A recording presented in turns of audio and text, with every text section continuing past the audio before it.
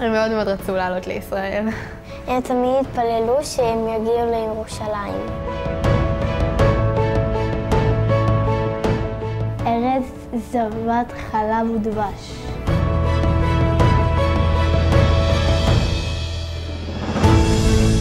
סבא שלי, זיכרונו לברכה, עבד בחקלאות. סבתא שלי עבדה בכדרות.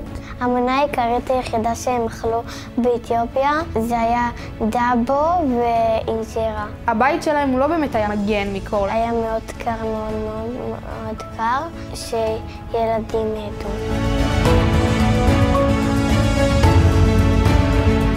היה איזה שליט שהוא היה מאוד רשע, והיה שם באמת סכנת מוות, בגלל שהיו שם מורדים שרצו להשתלט על המקום.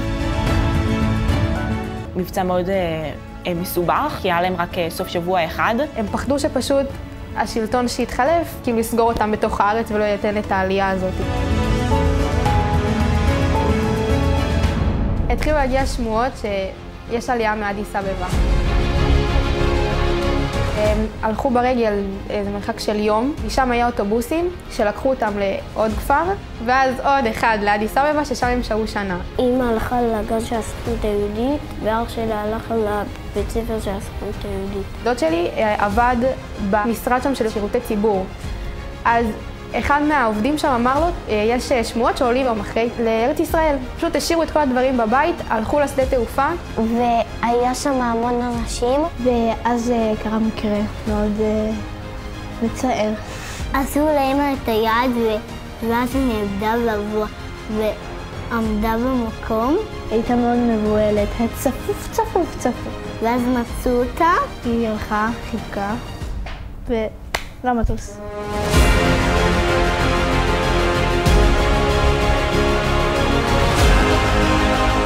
סבא סיפר לי שהעולים עלו בלילה, זה היה מאוד מאוד מפחיד, כי ההרקולס נכנסים מאחורה וזה חם, הם הרגישו את זה כמו דרקון, שהם נכנסים לתוך דרקון וכל כך פחדו. היא חיבקה חזק את סבא כי היא פחדה נורא.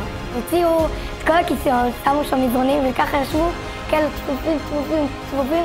סבתות, סבות, דודות, דודים, וכולם במטוס אחד.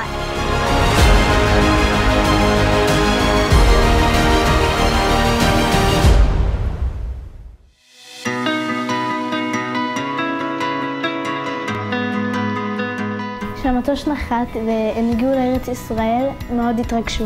הם נחתו ונישקו את האדמה של הארץ.